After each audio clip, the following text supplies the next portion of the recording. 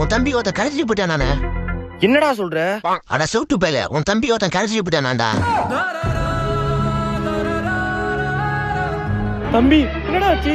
ஏய் யாரா உன்னை இப்படி பண்ணா சொல்லுடா. ஏய் பேசுடா. ஐயோ என் தம்பியாட்டு பேச கூட முடியல, என்னாச்சுனே தெரியலையே.